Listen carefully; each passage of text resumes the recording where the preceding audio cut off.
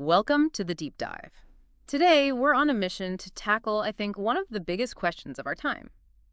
How does all this technological change really affect the average working person? Right. We've got a whole stack of history and economic analysis here, and we're going to use it to try and, decode what's happening right now with artificial intelligence. hmm For the past, 70 years, we've had this really optimistic idea that technology is progress, and that progress means we all get wealthier together. That's been the assumption. But the sources we've got in front of us suggest that the price of that progress, well, it's varied wildly throughout history. Whether you come out ahead or, lose your job, it really seems to boil down to one thing. And that's the core distinction, isn't it? Is the technology labor replacing, making your skills obsolete, or is it labor enabling, making you better at what you do? That distinction is everything. Mm. And it's exactly why we have to look backward to understand what's happening right now. I mean, we are in the middle of this huge AI revolution. For sure. And when you look at history, especially the Industrial Revolution, the parallels are they're striking. How so? Well, today's trends wages not moving, that feeling of economic anxiety, the middle class getting squeezed, it looks a lot less like the good times in the mid-20th century Yeah. and a lot more like the really turbulent, socially painful start of industrialization 200 years ago. Okay, so to really get a handle on that, on the personal scale of this disruption, let's start with a story, a really specific one from the dawn of the electrical age. Okay. We're in New York City in 1907, and for centuries, literally since 1414, the job of lighting the streets belonged to lamplighters. A real profession. They had skills, a community. Exactly. But their time was, well, it was up. Electric streetlights were coming in, and on April 24th, 1907, 600 of them went on strike. They were protesting the fact that they were becoming obsolete. Their job was getting so simple it could be, handed off to kids. That's it. And the resistance got messy. It was chaotic. They sent police officers to light the lamps during the strike. And many of them were reportedly too obese to even climb the posts. And then you had crowds of boys who made a game out of it, climbing up right after the police left and just turning the lights back out. So plunging the streets back into darkness. It's almost comical. It's a perfect storm of resistance. But by 1927, it was all over. Electric substations controlled everything remotely. The profession was gone. And that story, it just perfectly captures the whole dilemma. On the big macroeconomic scale, Edison's invention was a clear win, no question. Cheaper, safer light for everyone. Right. But for those 600 men, their specific human capital, everything they knew, their experience, it was suddenly worthless. And that's why you see this kind of resistance pop up. It's a completely natural reaction. I mean, in Belgium, lamplighters literally raided police headquarters when the city announced the switch. Your whole livelihood is on the line. That makes total sense. So let's go back even further. Before the Industrial Revolution, we were in what the sources call the Great Stagnation for millennia. We had incredible inventions, the windmill, the printing press, mechanical clocks. Why didn't all that innovation lead to, higher average incomes for everybody sooner? Well, because for most of history, the politics of progress kept mechanization blocked. The politics of it. Exactly. Rulers were practical. They were scared of social unrest. They knew that angry workers protesting a new machine often become angry citizens protesting the government. So they sided with the guilds, the craftsmen, to keep things stable? They did. And you see these examples everywhere, across centuries. You have Emperor Vespasian in Rome, back in 69 AD, refusing to use new machinery to move columns because he was worried about unemployment. Wow. And it's the same pattern 1,000 years later. In 1589, Queen Elizabeth I refuses a patent for a knitting machine because she's afraid it'll put hand knitters out of work. And the boatmen in Germany? Oh, that one's the most visceral. 1707, Dennis Papin builds a steam-powered boat, and the Boatmen's Guild on the Weser River physically destroys it, smashes it to pieces because they feared losing their monopoly. So worker resistance was just the default for centuries. Which brings up a really interesting exception. The printing press. Gutenberg. Right. Why didn't the copyists riot against Gutenberg in the 1400s? The weavers did later on. The boatmen did before. What was so different? And that gets right back to our central theme. Replacing versus enabling technology. Okay. The printing press was largely an enabling technology for scribes. A lot of them weren't even copying for a living. They were scholars, clerks. So it wasn't their whole identity. Not for many. And for the ones who were professional copyists, they had options. They could specialize in texts that were too complex or niche to print, or And this is key, they found new jobs in the booming book industry. Like as binders or designers. Exactly, proofreaders. They benefited from the explosion in demand that the press itself created. When you have good alternative jobs to go to, the displacement is just, it's a lot less painful. So if it was fear and guild power that held back progress, what finally broke that cycle? What kicked off the Industrial Revolution, this Great Divergence? It wasn't just one invention. It was a huge political and economic shift, and it was centered in Britain. The Atlantic trade routes. That's it.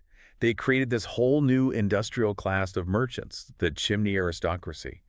Their wealth was growing fast, and unlike the landed gentry, their money was mobile. And they had new ideas about how things should be run. They did. They challenged the old powers, and crucially, the government started siding with them, with the innovators, against the traditional craftsmen. Which means if you were a worker resisting a machine, the deck was now stacked against you. Completely.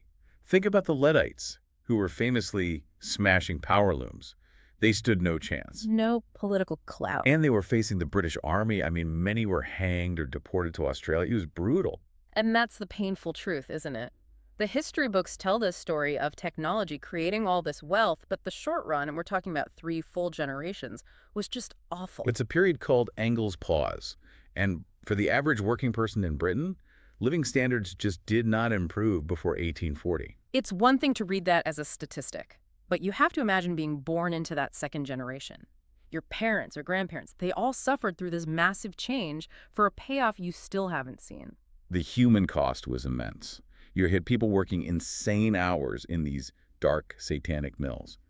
Life expectancy in cities like Manchester was a full 10 years shorter than the national average. A decade of your life, gone. And the gains, they all flowed upwards. The rate of profit for industrialists doubled. The income share of the top 5% nearly doubled, all while real wages for most people were flat or even falling. And the handloom weavers, they're the sort of tragic heroes in this. They really are. The power loom just crushed their earning potential, pushed them down to subsistence wages. We're talking about 60% unemployment for weavers in some towns. Because the early factory tech was all about replacing. It was almost entirely replacing. It was about substituting expensive adult male labor with cheap, unskilled labor, often from women and children. But then, thankfully, the story changes. Around 1840, we get this dramatic shift into what's called the Great Leveling. Yes. Real wages finally start to climb along with productivity, and the resistance to machines mostly fades away.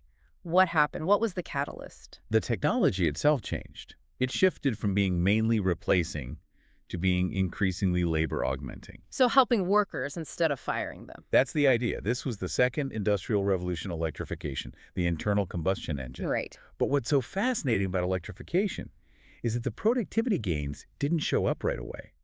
It took 2 generations until the 1920s for it to really pay off. 2 generations. Why so long? Because it wasn't just about plugging in a motor. You had to completely reorganize the factory floor. The whole system had to change from a single central steam engine to individual unit drive electric motors on each machine.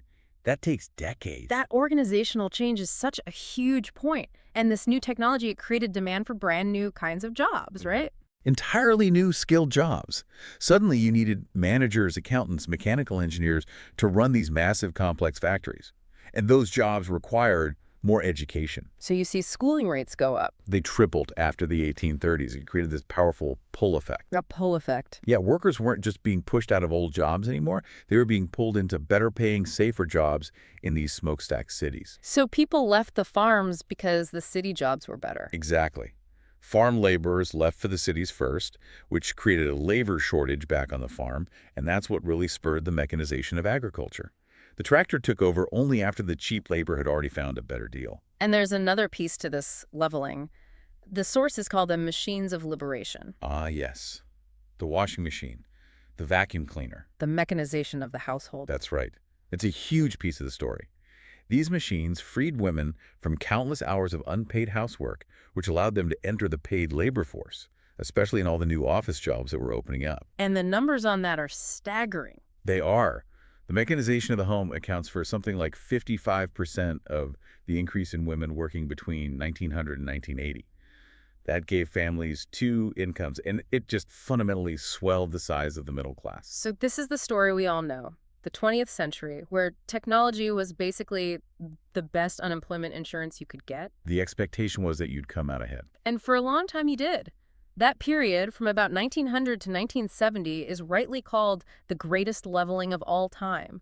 Wages grew fastest for people at the bottom and in the middle. It was a period of shared prosperity. Which brings us to today, and to what the sources call the Great Reversal. The computer revolution, starting in the 1980s, seems to have undone all of that. It's a complete reversal of the leveling trend. It is. Why? Why did the tech switch back to being mostly replacing again? Because the first wave of computers and automation were really, really good at one thing. Routine work. Anything based on rules. Anything you can write down in a series of logical steps. And the economic tragedy is that those jobs, routine clerical work, routine factory production, were the very heart of the middle class. They were in the middle of the income and skill ladder. So when computers automated those jobs, It hollowed out the middle. It took the main rung out of the ladder. and now the new AI wave is just accelerating that process. It's intensifying it. Yeah. Because modern AI, with deep learning, it's moved beyond simple routine tasks. It's now tackling things where we know more than we can tell. That's Polanyi's paradox. Exactly. Yeah. The idea that we have all this implicit knowledge that we can't easily write down as rules. You know, how a doctor makes a complex diagnosis, or how a mechanic just knows what's wrong with an engine from the sound it's making. Judgment-based tasks? Yes. Yeah. And AlphaGo beating the world's best Go player wasn't just significant because it won. It was how it won. It learned strategy just by analyzing massive amounts of data, not from pre-programmed human rules. So now the jobs that are exposed are the ones that require complex pattern recognition, judgment calls. Right. An autonomous vehicle trying to navigate a chaotic city street is a perfect example. There's no rule book for every single thing that could happen, but the AI is learning to manage that ambiguity. So what does all this mean for the worker today? It means we're seeing a new Great Divergence, and it looks a lot like the 19th century. If you have high-end analytical skills, the tech helps you, you move up. And if you don't? You fall down. You end up competing with a lot of other people for low-skilled service jobs where the wages are being pushed down. And this creates that geographic divide we're seeing so much of. The sources call it the Belmont-Fishtown divide. That's the one. The new skilled jobs were all clustering in a few expensive, educated cities, the Belmonts. While everyone else is stuck. They're trapped in the fish towns, the declining areas where the middle-class factory jobs have all disappeared, places like Janesville, Wisconsin. And the social consequences of that are just devastating. They're staggering. When the jobs go away, social conditions deteriorate.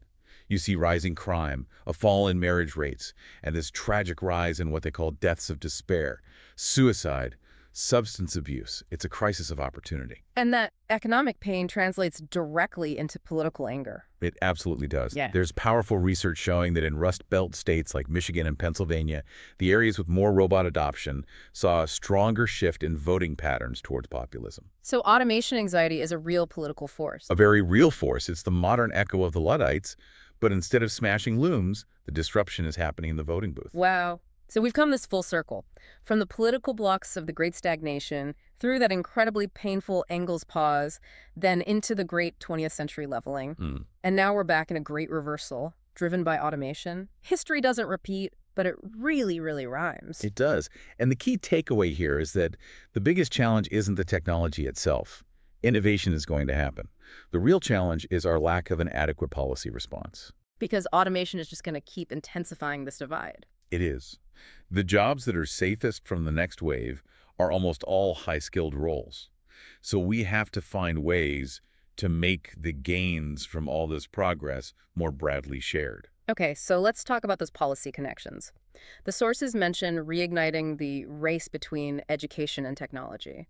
More training, more education. Which is essential, but it's a long-term fix. Right. What do you do for the worker right now? The person who's being displaced into a much lower-paying service job. That's where you look at ideas like wage insurance. Wage insurance, how does that work? It's a really important idea. It's not unemployment. Instead, it subsidizes your income if you're forced to take a lower-paying job. Yes. Say you were making $60,000, but the only job you can find now pays $30,000.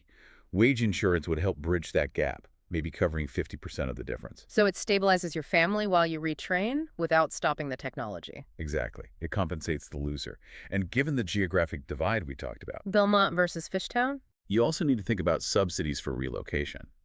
It's almost impossible for a displaced worker to move to a high-cost city where the new jobs are without some kind of support. The middle class really took off in the 20th century because people could expect to benefit from progress, either directly or through government support. That's right. Historically, when governments compensated the losers of technology, whether it was poor relief in Old England or the New Deal, it reduced social unrest and allowed innovation to move forward. So that brings us to the final thought, the thing for you to really chew on.